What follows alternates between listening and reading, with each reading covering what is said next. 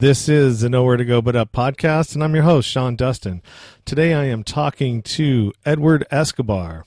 And Edward is actually a advocate for the gig economy. He actually has some other uh, things that he's doing, but he's got a podcast as well. And I think, Edward, you talk about gig economy and actually a movement to organize gig workers into a union, correct? Or somewhat something close to that?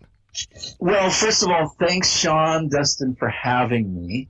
And it's actually about unifying. It's not about forming a union.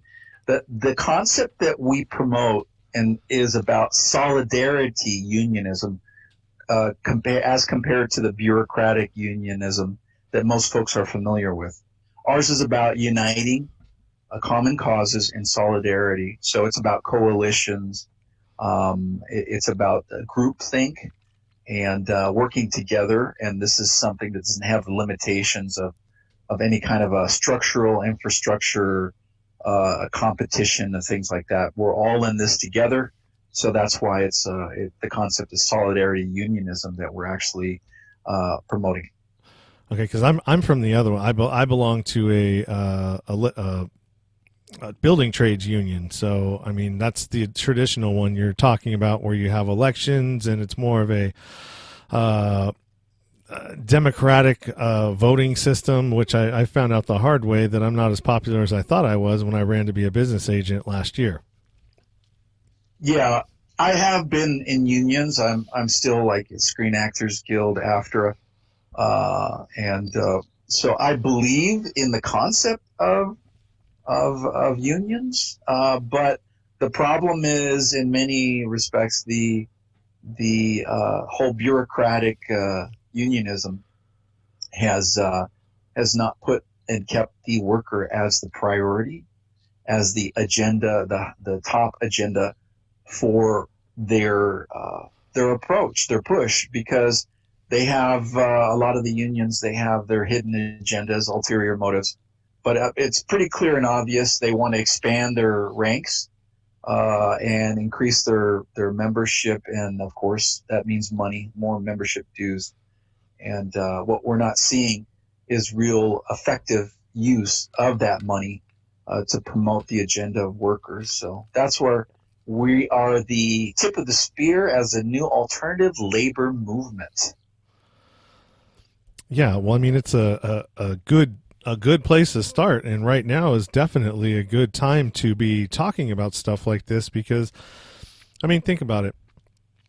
I'm pretty active as far as like paying attention to what's happening politically, and a lot of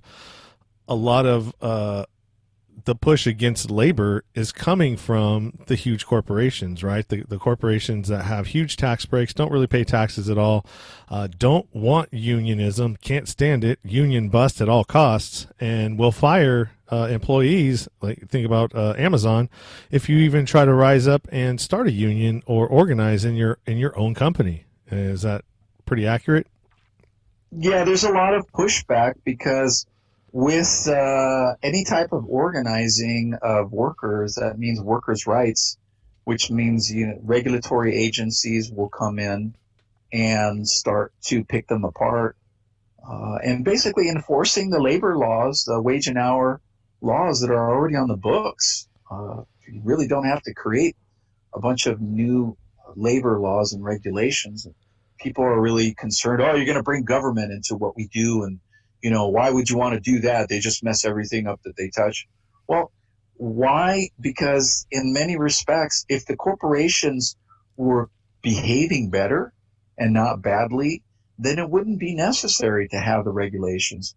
But, that's relying on this whole like trickle down theory that they're actually going to take care of everyone in below them in that pyramid structure that corporations are set up as, and that in reality does not execute as we would like. So it always takes from the trenches to push upwards to make change happen, and it's for the greater good.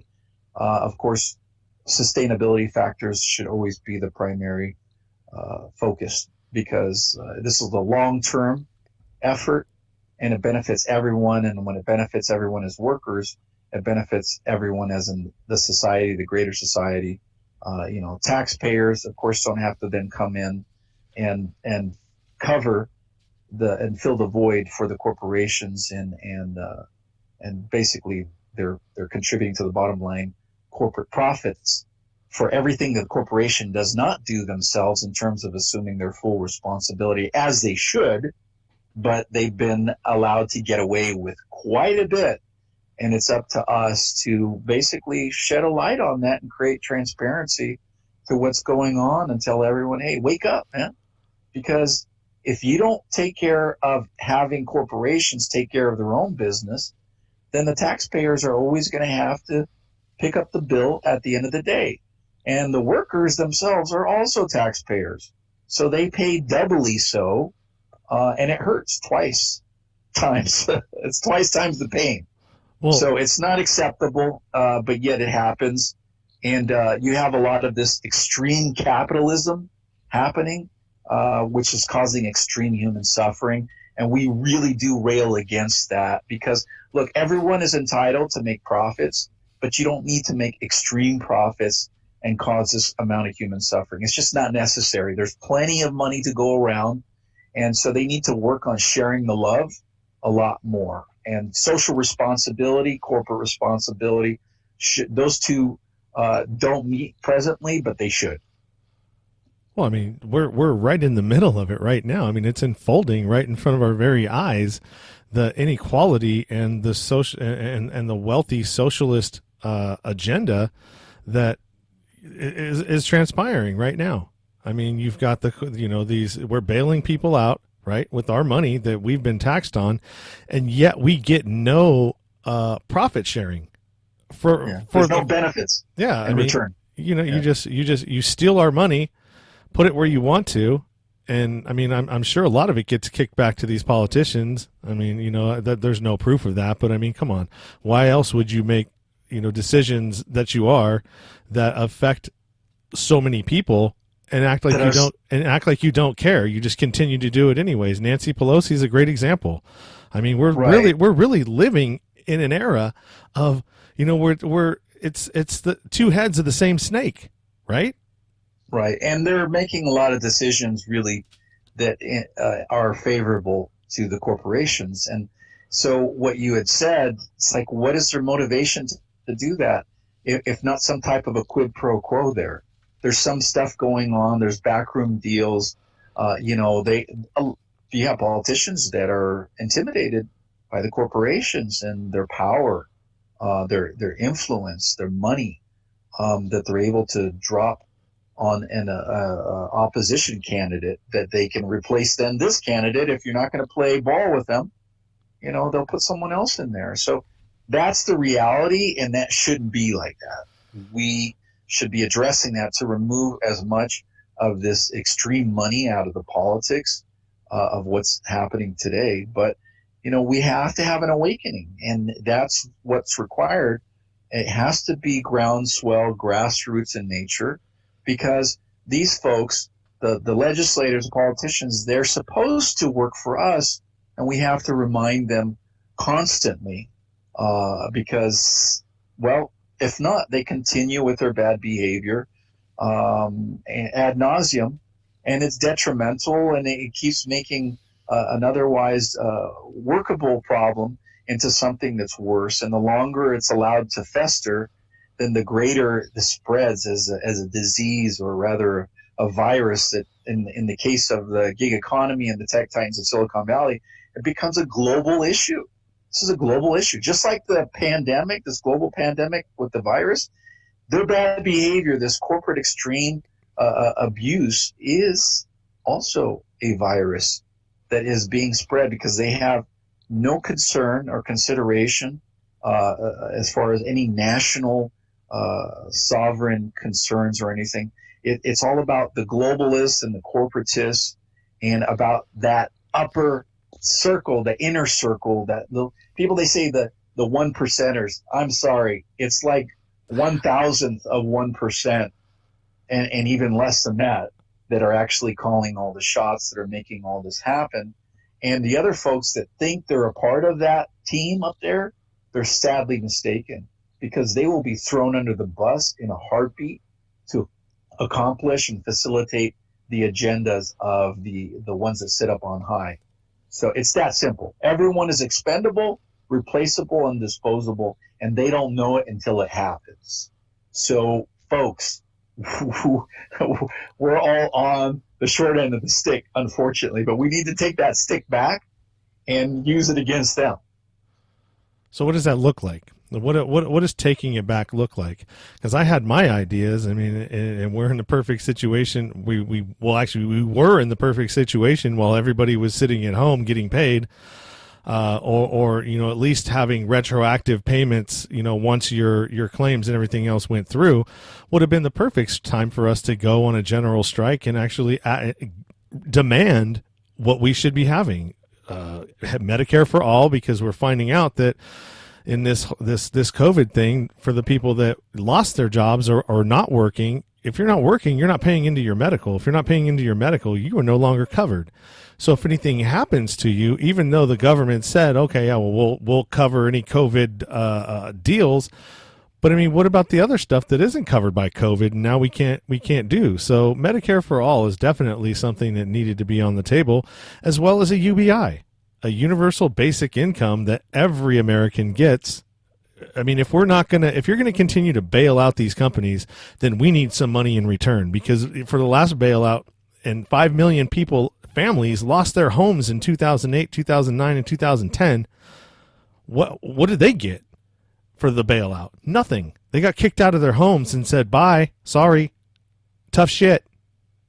You know what I mean? Right. And we're about to be in the same situation.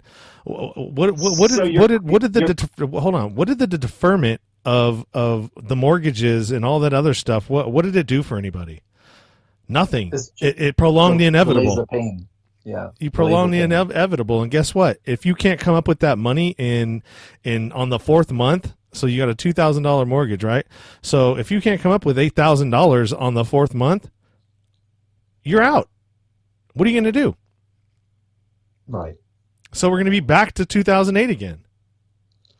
So basically, it's setting up middle class for failure is what they are doing. But your question was, what do solutions look like? And so I want to address that, because a lot of people are quick to complain, but they're not really spending any time about coming up with the solutions to these problems. So I always say to people, look, you have a choice. You can be a part of the problem, or you can be a part of the solution. Now, problems are what happens to you when you just sit around and accept whatever comes your way. Solutions take a little bit of effort on your part. And if we coordinate this in a grassroots manner, that's where you start to make the difference. So what does a solution look like? Well, let me refer to what just happened recently. We had May Day that just happened. May Day is a product of the late 1800s in the U.S. It's actually International Workers' Day. Labor Day, which is used for picnics and everything, which comes later on in the year, that's not in sync with the rest of the world. So we need to get in sync with the rest of the world, and we need to unite in solidarity, all workers, from a grassroots movement. Now, you mentioned about Medicare for all, the basic income, universal basic income. They're all great tools to help provide some solution. But we have to really look at the core issues of where the problems are emanating from. What is the source of all these problems? Who's driving this? We can't keep putting out the fires and chasing around to see who these fire starters are. We don't even know who they are, but we do. All you have to do is follow the money, and that's will tell you and point you in the direction. So people, they get caught up in this and that. No, this is causing this problem. And so everyone is divided. So we divide amongst ourselves, and we are easily conquered. We're giving our power away. So the main issue is for us to unite. We bring all of our challenges together, And we kind of refine, we filter through all that, and we find exactly what are the main core issues. When you go after core problems, it'll address the symptoms by default. So with that kind of a mentality of troubleshooting, that's how you get stuff done. It's not just reacting. There's a saying, it's better to respond strategically than to react emotionally. And that's a very powerful statement if you stop and think about it. So reacting emotionally, well, you're already owned. You're already controlled. That's the tail wagging the dog. We are the dog, and they know it.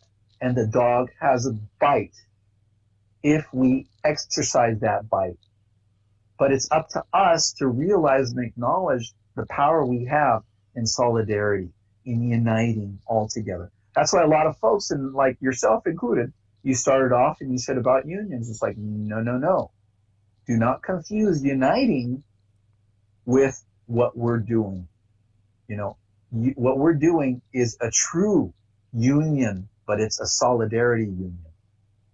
And people, they confuse, they think, right away they say it's a union, bureaucratic union. And that's why I have to clarify. There's two different concepts here. And yes, the root word of union is uni. Uni, it's one, it's to unite universally. Universal, uni, once again. And what is that? Uni. You and I together, we could find solutions. No one has all the answers, but together we can find the solutions. And so that's why it's a movement. It's a cause that we have to all put together. We have to all throw in. A lot of people are quick to come out and criticize and say, oh, you could do this, you should do that. They say too many cooks spoil the broth, right? But the reality is that everyone's got to throw in. You can't be the first to be asking for benefits, and yet you didn't contribute to try to find solutions. Some way, shape, or form. We have a lot of people, too, that we come across, and they, what can I do? I can't do anything. I'm not like you. I'm not. Well, who am I? I'm just someone who's applying myself. I found a need, and I'm filling it. That's what I'm doing, because my existence should be meaning more in terms of relevance to this world, that I contributed something, that my existence actually meant something, that I led to a change on a massive scale. To me, that's the kind of legacy that I want to leave behind, is that I made a difference. And together, pooling our resources, our minds, all these creative solutions and everything, we can, as they say, si se puede, yes, we can. Yeah. So as you see, then I have this image up. May Day, 2020, this year, May 1st, at the Port of Oakland, there was a huge rally in collaboration with the ILWU, which is the International Longshore Warehouse Union. They handle a lot of the ports up and down the coast in different parts of our country, in Hawaii as well, Alaska, and part of Canada. And great collaboration with these folks. And we had also a part of our big push is the Truckers Unite, hashtag Truckers Unite. And we have hashtag Drivers Unite. We have hashtag Gig Workers Unite. What is really the unifying thread? Unite. And other organizations, they say such and such united. This company united. I'm sorry. United, you are not. It's obvious, because if you were, we'd be getting different results much quicker. So to say Truckers Unite is a call to action. To say Drivers Unite is a call to action. Gig Workers Unite is a call to action. And just to clarify that term, gig, because a lot of people are very much confused about what does that mean? What's the gig economy? What's a gig worker? What is that? Well, they use different words for the same thing. It's like they say a rose is still a rose by any other name. So gig worker, patchwork worker, casual worker, informal worker. Bottom line, it comes down to independent contractor, 1099 worker. Now, in the case of Uber, Lyft workers, and a lot of these like DoorDash, Postmate, and Instacart, they're independent contractors by name only.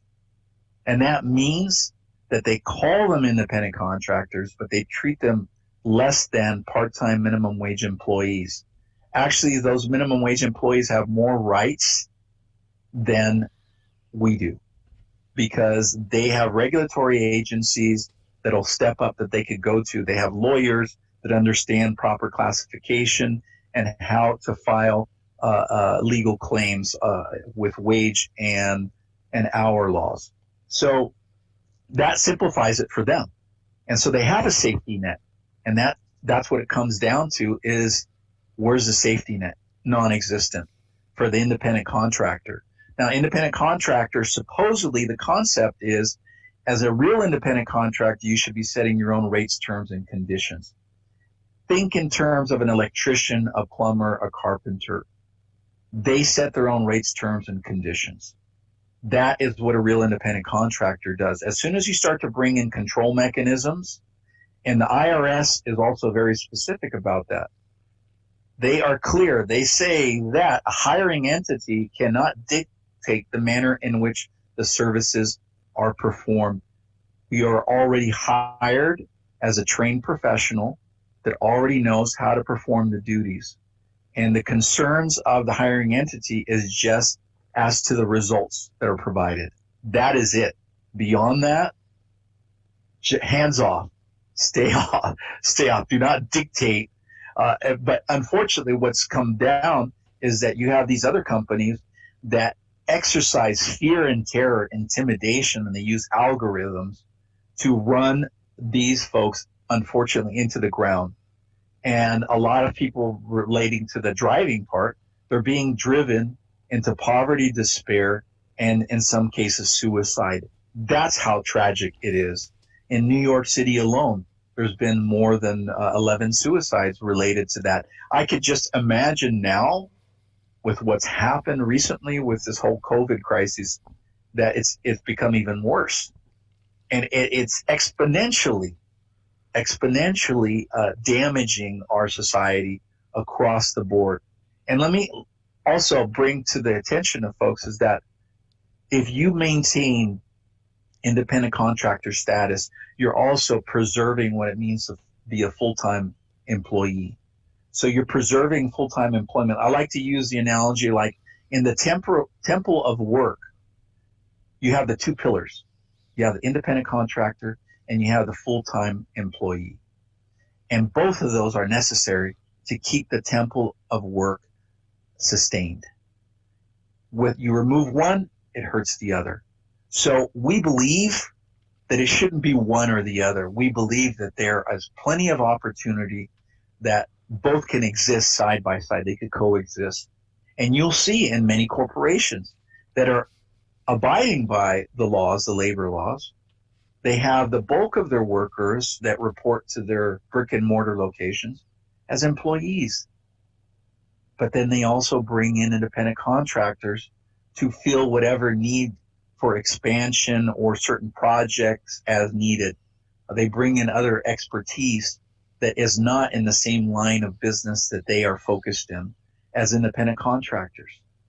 So you could see that it helps for business to continue to have that growth.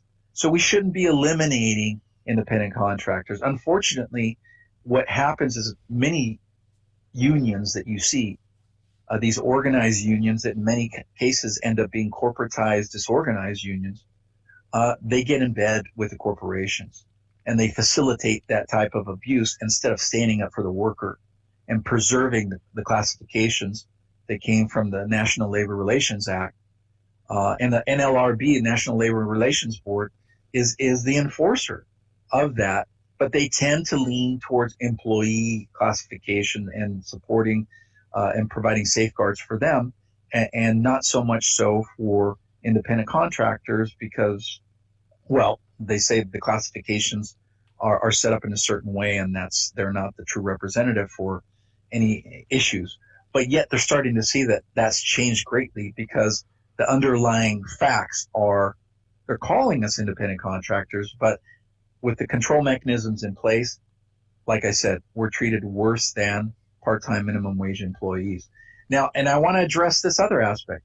People, a lot of times they say, love it or leave it. If you don't like it, get another job.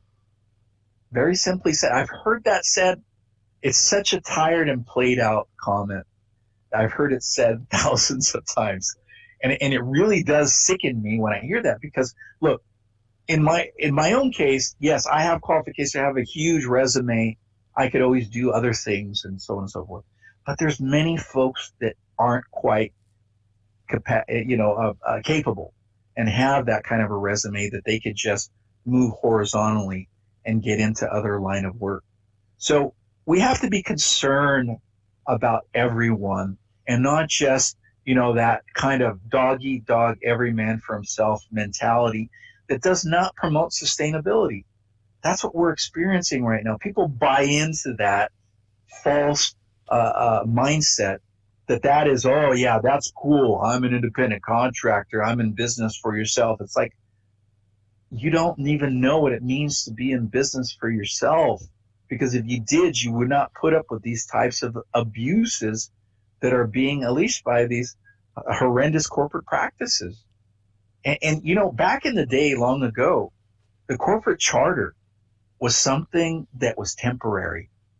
And so these corporations had to behave as good corporate citizens. Otherwise, their corporate charter was revoked.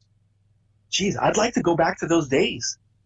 But since they've been given the rights to rape and pillage ad nauseum, and that came off of the Civil War with the legislation that came off of that, that was acknowledging and establishing the corporation as a person.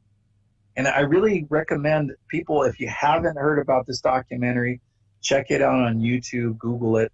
It's called The Corporations, and it really puts in perspective this whole dimension, this whole process from the robber barons, from that period, the Industrial Revolution, and now you have the technological revolution. It's a repeat of what happened in the past, but it's exponentially worse. So we need to be aware of history so that we learn from it, so that we're not doomed to repeat the worst part of it. Because the awakening and having that higher level of consciousness about what's going on then helps us to change the future, so we can all work together to shape the future of work in a manner that's sustainable. We also have to take consideration AI, automation, self-driving technology. Stephen Hawking, the theoretical physicist, stated that the demise of humanity would come from where? He stated technology. He said the game-changing moment would be the rollout of self-driving technology. That's happening already right now, people. Right now. So we need to be aware of it. And they say, oh, that's not still 10, 20 years. Even the CEO, Dara Khosrowshahi, says, oh, there'll always be room for human beings. So that's not far off. What they're doing is they're placating the people. They're patronizing you folks. It's happening right now. And so what they're trying to do is have people fall asleep at the wheel, pun intended. And they want people to fall asleep at the wheel so that way they could develop all the technology, have it all ready to go. They flip the switch. Guess what happens to workers' rights? Guess what happens to the involvement of workers? Period. Gone. Done. So I tell people, what you see now about this pandemic and this global virus, this is the opening act to what's going to happen later. Permanent displacement of millions, if not billions, of workers globally by technology. That's where we're at. That's how real it is. That's why circling back around, May Day is important. So people have an awakening. We come together as workers. It needs to be workers first, because the middle class is being squeezed out of existence. The workers are the ones that pay the bills, that keep the lights on. So we drive this country. And what you were saying earlier, Sean, is this aspect about essential workers. Well, it's essential that you take care of essential workers. It's the existential part that we need to have protections in the workplace. There needs to be the PPE, the personal protective equipment, provided for all essential workers. We are the backbone of this country. Without us, there's no lifeline. There's no connection. It doesn't keep moving forward. America, in theory, dies because it stops moving. And we're about movement and growth. Without that, we stagnate and we die. And civilizations have been known to die.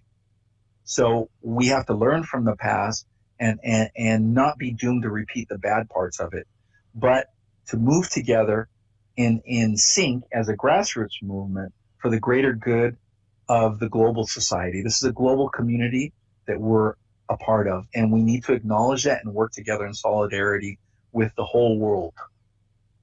With that said, it's quite a mouthful, right? Yeah, but it's all fine and dandy. It sounds great, but you get and not to make light of anything that you said, but okay, you get one day in May. Well, what is that going to do? How are you going to get everybody involved in that? How are you going to get everybody there? I'm in a union. Didn't even know about it. I live in the area. Didn't even know about it. So you missed me. I'm actually pretty active in trying to voice these concerns of technocracy and all of the bad things that are going to come with AI. You're right. It is already being rolled out. You see it in fast food restaurants now. You can go and order. You don't even have to use a regular person. Which if I were you, people out there, don't use that automated thing. Go to a person, because by using that, you're making it feasible for them to eliminate that job. That's correct. Another ordering boards. Yeah, McDonald's, a lot of these restaurants, they're forcing customers and even the workers to redirect the clientele to use the ordering little boards, and even the ones at the table to cash out, to do everything, and they want to track the workers in that way to see, basically, so that way they could get more and more from workers for less and less, and then have less workers in the end, and then hopefully with automation eliminate all of them altogether. That's the whole goal. But even restaurants are being squeezed out of existence through this whole which is the middle class, the mom and pops, with this whole coronavirus pandemic and everything. The delivery portals, once again, goes back to technology. These folks are stealing the clientele of these businesses, these restaurants, and these other businesses that provide goods and products that have to be delivered. So they're reliant on these portals, these front tech folks, and they're stealing their clientele. And any business, when they go to sell it in the marketplace as a real estate opportunity, they're selling goodwill, which is what? It's their clientele list. That's what they're selling. So to your comment that you made earlier, you didn't know about the May Day, but now you do. So the point is this: you need to take a step, even if it's a baby step, even if you have to crawl, but we have to start. We must. But May Day is a call to action, but it's also a call for help. May Day. It's a call for help for everyone to step up. Because as I say, either step up or be stepped on. And I'm sure most people do not want the negative part of that. So it's a beginning for everything. And nothing is ever going to be perfect or 100%, but that's not real life. Nothing is ever perfect or 100%. So we need to keep growing and expanding. So power is knowledge. Now you've been given the knowledge about this. Now it's up to you. Now you're accountable. You are accountable and you're responsible to do something now with that newfound knowledge that has occurred. Yeah, that's I agree with what you're saying. I'm just not I'm not sure of the execution of it, to be honest with you. There's so many problems, and a lot of them stem from what these people that are in control, that are running the country, the legislators, the politicians that are making these laws that enrich themselves, which allow the corporations to be as strong and as powerful as they are because they're in bed with the politicians. It starts there, and they're never gonna vote themselves out of office. They're not gonna go for term limits. None of that's gonna happen unless we make a change there. So I mean, like, well, I've never been saying, say never. Never say never. That because then that's a defeatist attitude. And look, we're not saying that workers' actions out in the streets are the end all be all and the solution for everything. No, it's not. Because those are just excuses to get the general public's attention through the media. What it is it's a call to action.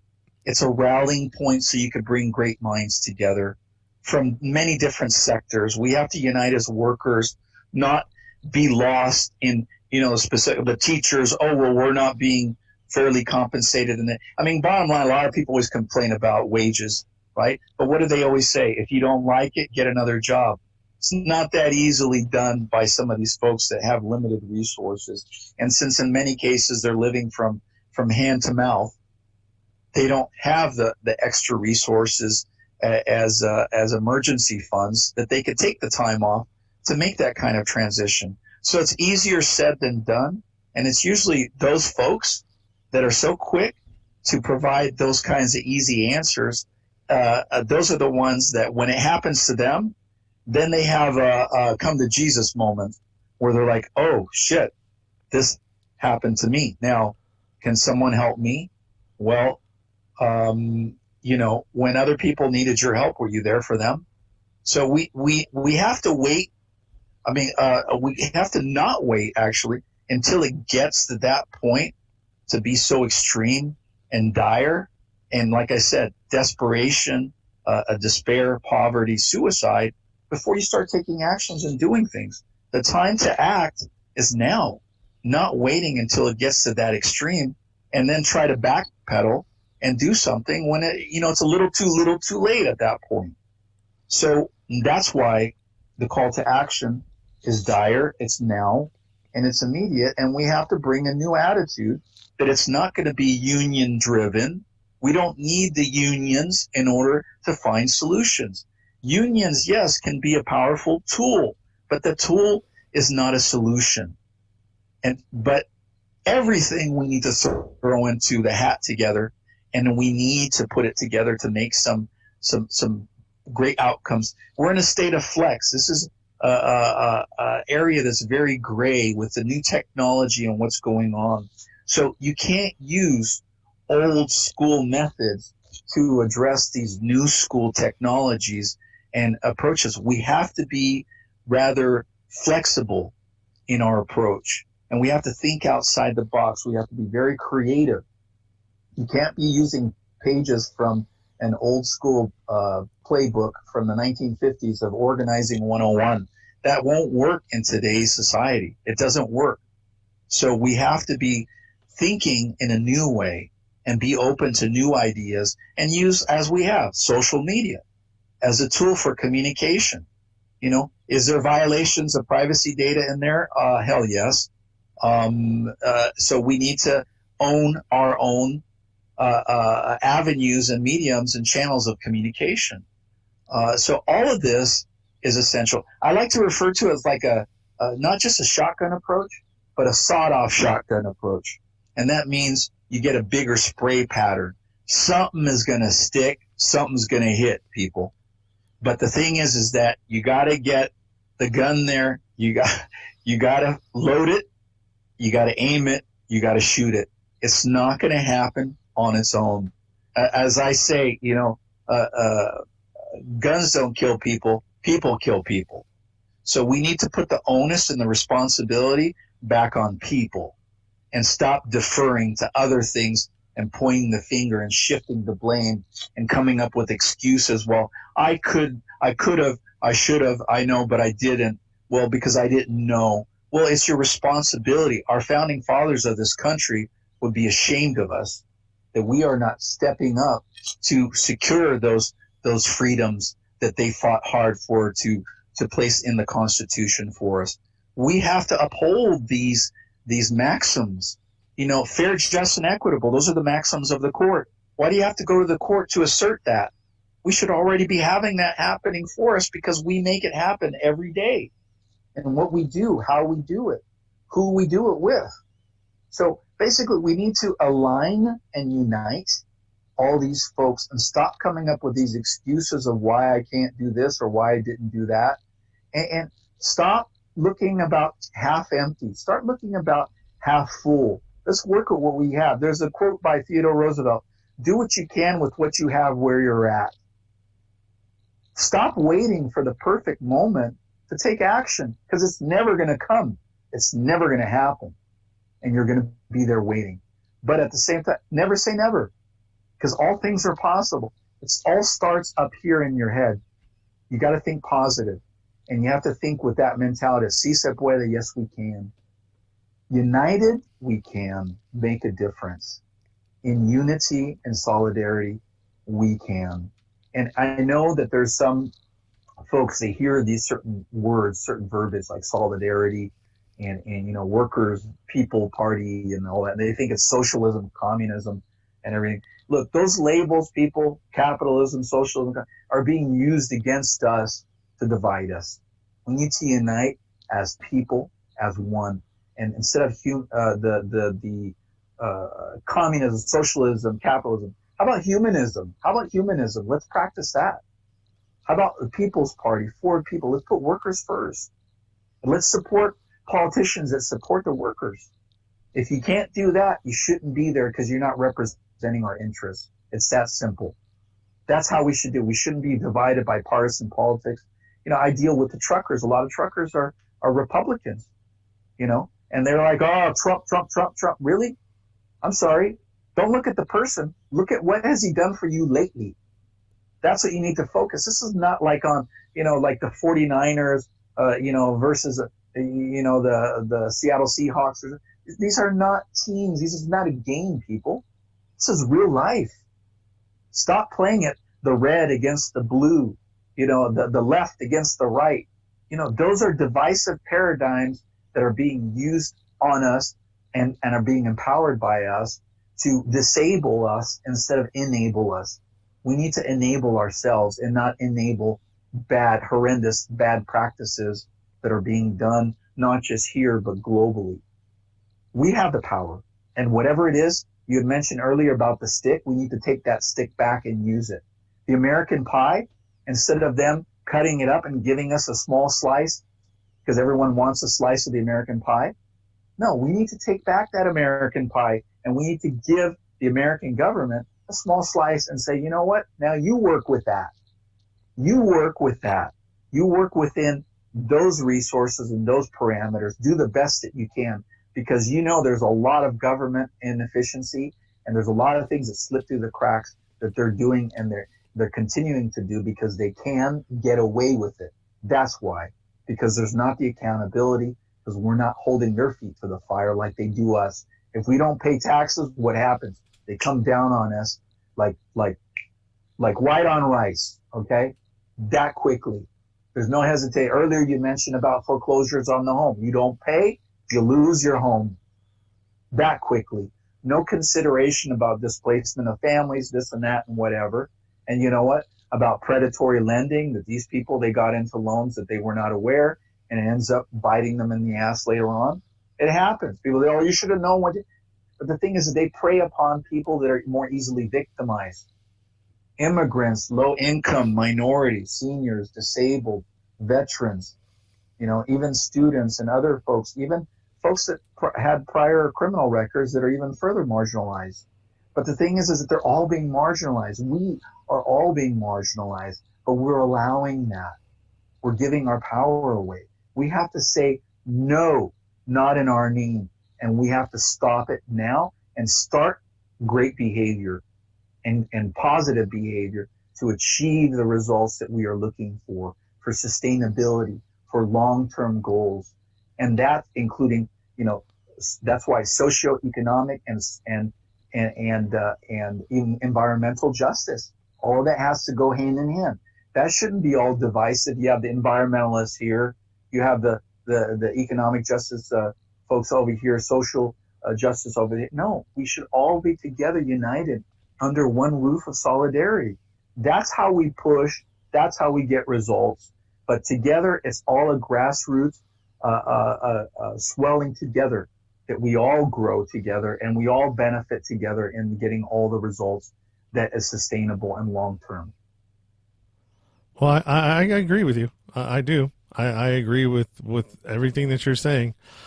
And it's not about agreeing with me. It's just the concepts. And I get attacked. Look, I get attacked many times because I put my neck out there. But it's not about me. It's about the movement. And I'm just the messenger. So if you don't like the message, don't kill the messenger. Instead, maybe offer some solutions to improve the message in some way. But do what you can, but do something. A lot of people, they offer to help, this and that, and they talk about helping, but then they don't do anything. The answer is do something. If every person does a little bit of something, like example, on social media, you see an article or something that speaks to your soul about injustice, post it, make a comment on it, repost it, but do something. If everyone did a little bit of something, wow, this world would be in a much better place. And that's where we all push together. And that's, as the name of your show, nowhere to go but up. You have to move as if success is inevitable, but move you must. Also, PSA, read that article first all the way through, because there's a lot of clickbait out there that and I've gotten caught in this a couple of times where I just read the first couple of paragraphs and it that confirmation bias kicked in, and oh my God, this is great, and I shot it out to a bunch of people, and lo and behold, there's your President Trump said this and that, and the blowback I got from that, lost some Facebook friends, lost, you know what I mean. So be careful, read everything fully before you press send. Right, and I agree with you to a certain extent, and I'll qualify it by saying this is that what we do with people, they say, "Oh, I can't believe you posted that because that is so against what we're doing and everything. Why would you do it?" And my response is this. Because you have to know both sides of the argument. That's why. And because I don't believe in force feeding one-sided information to people. I want people to have their own epiphany, have their own self-realization. There's three things that people should be aspiring to achieve in their life: self-actualization, self-realization, and what's the other? Realization, actualization, and self-fulfillment. Yeah. So, and all that, I mean, it does lead to the self-fulfillment, but it's having a sense of purpose and having the meaningfulness in your life. And it's purposefulness. There's a concept of purposefulness that if you don't have a sense of purpose in your life, then there's this other saying, and I know I use a lot of sayings, but they say that the anxiety. Well, let me rephrase that. They say that depression comes from people who live in the past, and anxiety, it comes from people who are fearful about the future. So with all that going on, manic depressive, and then big pharma says take a pill as your solution.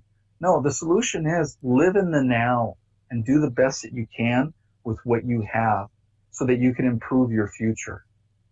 But do it now, because people, there is no tomorrow. Now's the time. Tomorrow's never promised. Tomorrow's never promised. There's nothing guaranteed. And let me tell you, whoever said life was going to be fair? Nobody. It's not. But we have to push to make it more than just fair. We have to look at just and equitable. And, how about the quality of life? I use the saying, Americans want to succeed, not just survive. It's true. Because surviving is just barely pushing through. It's not living, people. That's just barely existing. It's not life. It's not living. It's why do it anymore? And you can imagine it's very depressing. And people, they throw in the towel. Don't give up. There's so much there, but you got to look for it. Sometimes you have to get outside yourself. They say some of the most happiest people are selfless. That means that they're thinking of other people first. So when you do something for others, that'll come back to you exponentially. So if everyone practices that, well, you wouldn't even have to take care of yourself because everyone would be taking care of each other. The world would be a much better place. It's that simple. People, it starts with a simple thought. Don't overcomplicate your life. Don't overthink it. Too much overthink it, extracurricular thinking, and you spend all that time and you get nothing done. You get nothing done. Life is too short. It comes, it goes, and that's it. And what did you do about it? You have to look at you yourself. What can I do? Pick yourself up by your bootstraps. If you need a little help, ask for it. Put aside your pride and your ego. You'll find that there are people that are there, a support network, a safety net, which us workers need more than just financially. Independent contractors, supposedly, the concept is if we were paid significantly enough that we set our own rates, terms, and conditions, we build in enough to pay for our own safety net. In theory, that's supposed to be how it works. And the higher paid levels of independent contractor workers, they're able to do that because they have extra discretionary disposable income that they reinvest in themselves. But when you get squeezed and you have companies like Uber and Lyft and DoorDash and Postmates and Instacart, and you have the truckers, the freight brokers that are squeezing the life out of the drivers, giving them garbage rates for mileage that no one in their right mind would do that work. But they're stuck in it. They have a huge investment in it.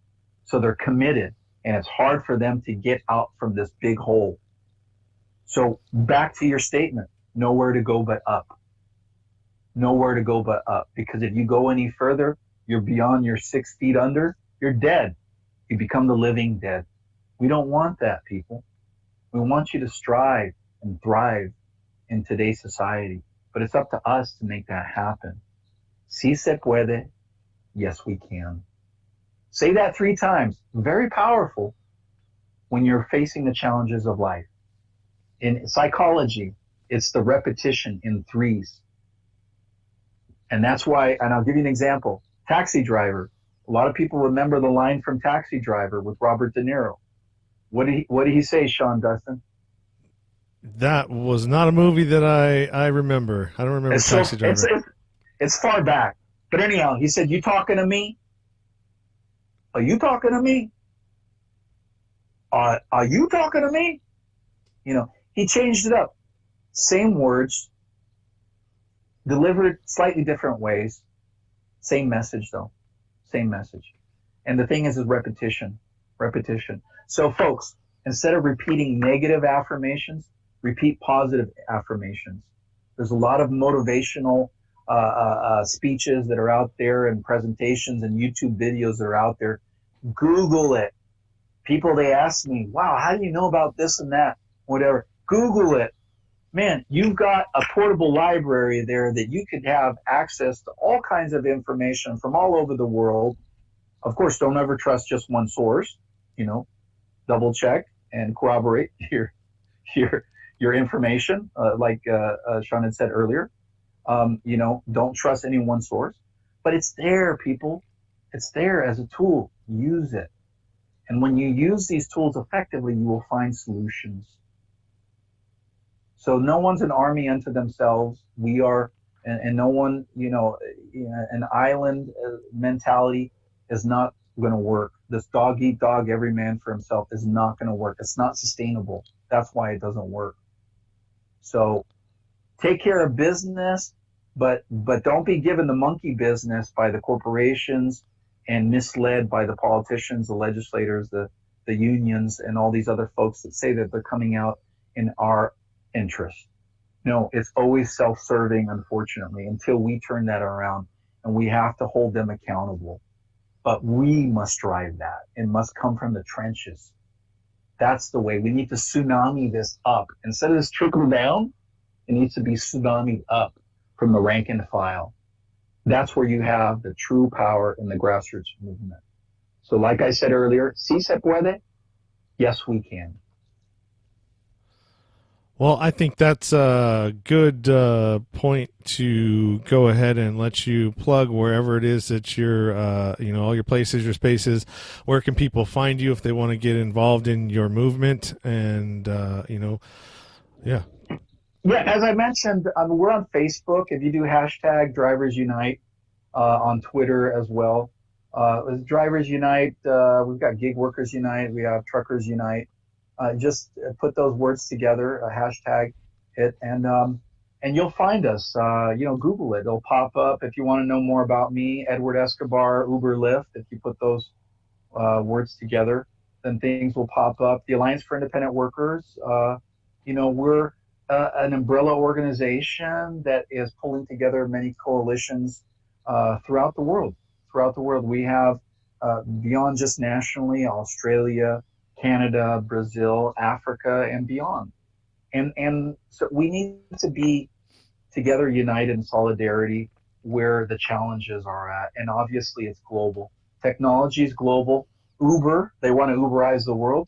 So where they're at, we are also. But there's many other companies out there that are part of the tech titans that are shaping the future of work, and we need to be there, right there, a couple clicks ahead of them, and shaping it for the benefit of the workers. So yes, and we also have gigsup.org, GIGSUP, gigsup.org. Also, we are the only national organization supporting Congresswoman Deb Haaland on the Gig is Up bill, and that is to provide full coverage on FICA, which would provide the Medicare and Social Security, and that is to be paid by corporations that make 100 million or more a year and claim to have 10,000 or more independent contractors. So that takes the pain off of the taxpayers and puts the onus and responsibility back on the corporations where it should be, because they're receiving the lion's share of the benefit from the work of their laborers. So that's basically it. I mean, we welcome everyone to also support in Washington, D.C. right now. We have the Truckers Unite movement. A lot of truckers, 100 plus truckers are outside the White House right now, and they are lined up there and looking to get the attention of the administration. So, folks, there's so much that's out there. Just look for it, though. Google it. Be a part of what's going on in your local, regional, state, national, and international.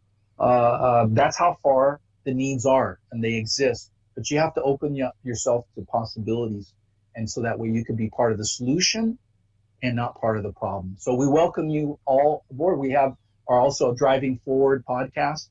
Look for that. You can Google that as well. So thank you for having me on the show. Mr. Sean Dustin, nowhere to go but up. I love the powerful strength in that message. So please support Sean Dustin with his podcast, Nowhere to Go But Up. And thank you so much, sir, for having me on your show today. No, thank you, Edward. I appreciate it. I was listening to everything that you're saying. I'm on the other side of this, with a union. I mean, I was pretty involved in my union. I was a part of the negotiating committee for our contract last year, so I know the ins and outs of how those unions work. I'm not entirely. I don't think that they're bad. I mean, at least mine isn't. It doesn't. It's more for the workers, and having been a part of the negotiating committee, I got to see behind the scenes of how that plays out and what goes on in those rooms when a contract is being negotiated for the next 3 years. So, but there are other unions out there. We just witnessed it with when the huge movement that was happening with the unions across the country about almost a year ago, maybe 8 months ago. There was one union in particular where one of the guys was, embezzling money. So yes, there are some bad things that go on if it's allowed to happen, but for the most part, unions are not that bad. Right, and we're not saying that they're bad. We're just saying that they can be a lot better. Yeah, and well, and that we need to focus on putting the worker as the priority agenda item for the union. That's what we're saying. So we're trying to take control and sharpen and shape the direction of the future of work, and that does include the unions, but as a tool, not as a solution, because you have other organizations that are out there and they believe that the solution is to unionize and that man is going to fall from heaven just magically just because you unionize. That's not the case, people. It's not the case. So we need to basically take back the unions to benefit the workers first and foremost. And that's how we could get a lot of things done in the positive and not have our time wasted, because time is of the essence. And there is a sense of urgency here, as you can see this kind of impact that you see of just a month and a half of shelter in place, and that's devastating. So what you see here as the opening act, the permanent displacement of workers. Wait until it happens. Millions and billions of workers globally. So we're saying learn from right now. Do something now while you can, while you have some resources still at your hand, available to you that you can exercise them. So that's what we're saying. We need to not be confused. We're not saying that unions are all bad. Look at the ILWU, the International Longshore Warehouse Union.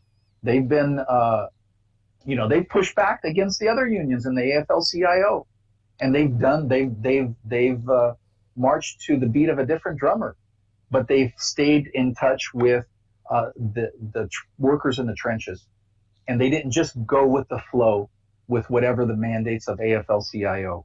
They did what they felt was right. They made statements that were for the benefit of the people. So that's what we're saying. We just need to take back the reins and the controls of organized labor. We want to make it organized once again, organized and efficient and effective in getting results. All the organizing in the world doesn't matter. It doesn't mean diddly squat if you don't get results. And if you want results, make them long term. If you have a choice between short term and long term, why not go for long term? Don't do these nickel and dime contracts that you have to renegotiate within the next year or two again. And that's unfortunately what the unions end up doing. Why? Because they want to maintain their existence, the purpose, the reason that they exist is for that thing to be in the trenches constantly. So don't create problems so that you create busy work for yourself. And that's what the unions, unfortunately, have fallen into, that kind of routine and pattern of behavior. And we're saying you don't have to do that. You could actually focus on these other areas that need improvement. There's a lot of room for growth. We opened a lot of the doors for Teamsters and SEIU, for them to take a look at gig economy workers. Because why? Because the unions, they were dying. They are dying because they weren't staying relevant. So they started to look at other areas, how they could expand their ranks. Guess what they looked at? The gig economy. Gig economy workforce is a third of the workforce and growing. Next couple of years, it's going to be 40%. By 2027, they projected it's going to be 50% of the workforce. The workforce presently is pegged at about 170 million estimated. So imagine 2027, 50% of that, gig workers, independent contractors. So full-time employment is under attack, to be undermined. So we got to think in terms of the long game, and that's how we can start to shape our solutions so that it'll be appropriate when the time comes. It's not just putting band-aids on things. That's what's gotten us into the problem that we are currently in. So we need to stop that way of thinking of just short-term immediate gratification and look at the long game and sustainability and future generations. It's not just me, the inner child, the id. No, it has to be about others, about future generations. People who have children, they get it. They get it. At least if they care about their kids. they should get it, right? So that's what we have to think in terms of that, the long game. That's where it makes the difference. So, ¿sí se puede? Yes, we can, sir. All right. Well, that's you said it all right there, my friend. It is. I mean, there are differences within a movement, but I mean, as long as the same goal is, the rights and the worker. I mean, what more? I mean, the Democratic Party used to be. We're not going to get into this, but I mean, it used to be about the worker and labor, the Labor Party, and we've gotten really far from that. So yeah, it's about time that we turn things around. I agree with you there. It's the worker is the heart and soul. The worker is the heart and soul of Americana, of America. When you look at a trucker, and he has the American flag there, and he's transporting the products, goods, services that keep items on the shelves, that makes it convenient for the rest of us. Otherwise, those shelves go bare in just a couple days, brother. That's how it is. So that's the reality, and now we've seen the impact of that. Look at this run on toilet paper. Come on, for Christ's sakes, come on. You see, so these are the things that we're talking about that need to be discussed. And I really appreciate you, Sean, Dustin, with Nowhere to Go But Up, to bring this to the attention of the American people. So thank you. Thank you for your time. Yeah, thank you as well. Hang out for a second when I sign off. I got some instructions for you. Other than that, thank you for coming on the show. Thank you for enlightening my guests or not my guests, but the listeners and myself as well. I mean, just because I'm in a union doesn't necessarily mean I know all of this stuff. I didn't know May Day thing was happening. We, like you said before, we get sidetracked with Labor Day and forget all about May Day. So, correct. Yeah. So yes, I want to thank you again. Thank you for coming on the show, and good luck with the movement. I will try to do my part and as best as I can to support you and your efforts, sir. Yeah, and they can feel free to direct message me online to the Edward Escobar on Facebook. I have the symbol there of the Uber symbol with the fists up in the air, and so they can direct message me, and I respond there. We have a number of groups that under different names, so. On Twitter as well. So reach out to me, DM me, direct message, private message me, and I do respond. All right. Like I said, hang out, brother. I will get with you in just a second. Thank you. Appreciate it. And I'll talk to you soon. Bye.